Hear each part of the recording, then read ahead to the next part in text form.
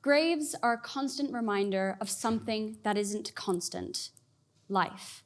I believe we find it hard to imagine how people lived thousands of years ago. Of course, we know about the democracy of Athens and we know about the chariot racing of Rome. But how much do we know about the average person? Well, graves offer that insight onto the individual. For thousands of years, people have been burying their dead. One of the first examples is Shanidar IV, a Neanderthal who was buried surrounded by flowers in a hole created by rockfall. The way people are buried can tell us more about a society than anything else. And for archaeologists, necropolises and burial sites offer a touching glimpse into people's lives. But what is a grave?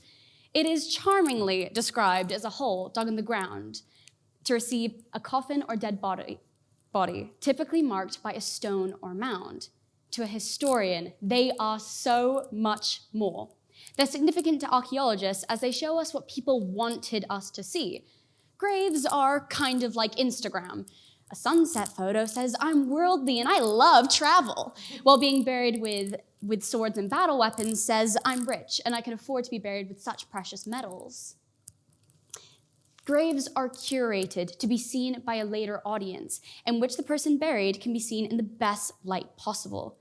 This can be seen positively or negatively. It can be seen as an inaccurate portrayal of what a person was really like.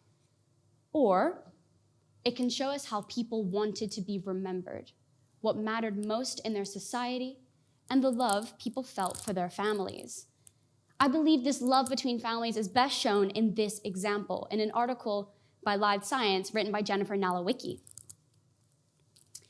Workers in Germany in 1934 uncovered a double burial from 9,000 years ago. There were two individuals. One was a woman, and the other was an infant that was placed between her legs.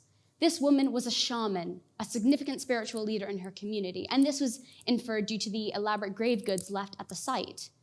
Now, archaeologists at first just said this is just a mother and her son that were buried together. However, with advancements in genetic research, a secret was uncovered. These two were not directly related.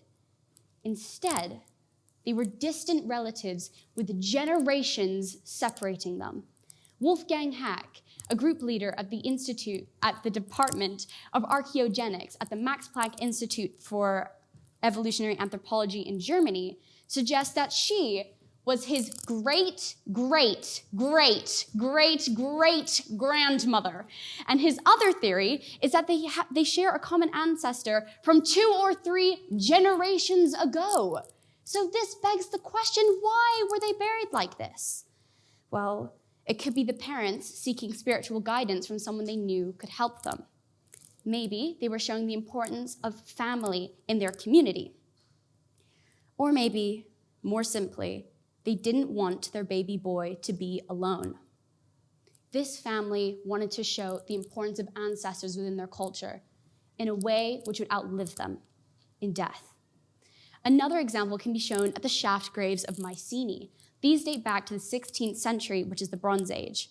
There were many graves at the sites which contained decorative daggers, golden face masks, and most significantly, objects that suggested a fluidity of culture. There were bull's heads with a double axe head display, and this isn't Mycenaean. This has clear influences from Minoan Crete and demonstrates international style, which is where one culture takes the basics of another and applies it to their own. It's like when your friend says, "Can I copy your homework?" and you beg them to change a few words around so it's not too obvious. And what does this show?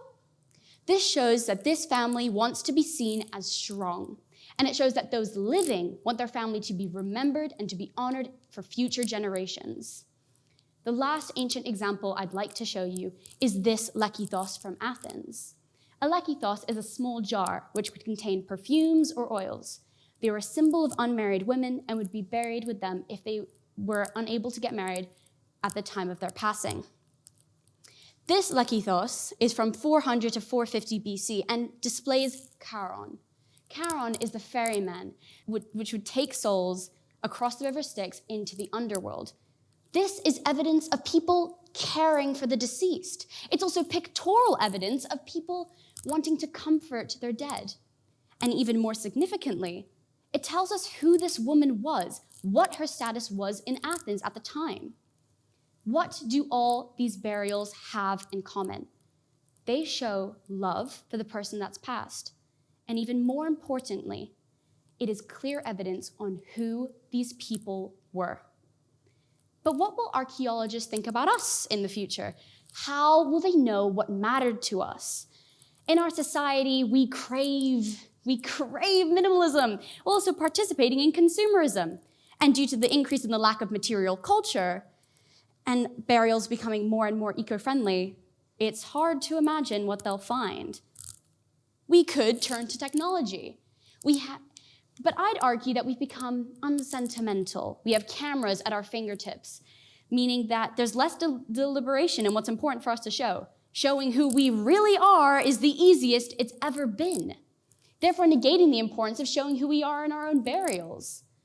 I mean, are food bloggers really the future of food archaeology?